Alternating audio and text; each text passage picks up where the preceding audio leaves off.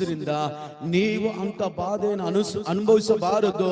ನೀವೇನ್ ಮಾಡ್ಬೇಕು? ಕೈ ತಟ್ಟಿ ಹೇಳ್ರಿ, ನಾವು ನಂಬಿಕೆಯಲ್ಲಿ ದೃಢವಾಗಿ ನಿಂತು ಅವನನ್ನ ಜಯಿಸುವವನಾಗಿರಬೇಕು. Hallelujah, hallelujah, hallelujah.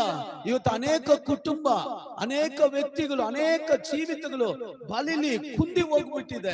ಯಾರಾದ್ರೂ ಬಂದು ನಮಗೆ ಯಾರಾದ್ರೂ ಬಂದು ಸಹಾಯ ಮಾಡ್ತಾರ, ಯಾರಾದ್ರೂ ನಮ್ಮನ್ನ ಮೇಲೆ ಕೆತ್ತಾರಂತ ಆ ರೀತಿಯಲ್ಲಿ ಯೋಚನೆ ಮಾಡ್ತಾರೆ. ಇಲ್ಲಲ್ಲ ಪ್ರಿಯ ದೇವ ಮಕ್ಕಳೇ, ಈ ಸಭೆಯಲ್ಲಿ ಒಬ್ಬೊಬ್ಬರು ಕೂತಿರುವ ಪ್ರತಿಯೊಬ್ಬರ ಬಗ್ಗೆ ನಾನು ಹೇಳ್ತಾ ಇರೋದು, ನಿನ್ನ ಮೂಲಕವಾಗಿ ಅನೇಕರನ್ನ ದೇವರು ಎಬ್ಬಿಸ್ತಾರೆ, ನಿನ್ನ ಮೂಲಕವಾಗಿ ಅನೇಕರನ್ನ ಕಟ್ಟುತ್ತಾರೆ, ಅನೇಕ ಕುಟುಂಬಗಳನ್ನು ಕಟ್ಟುತ್ತಾರೆ.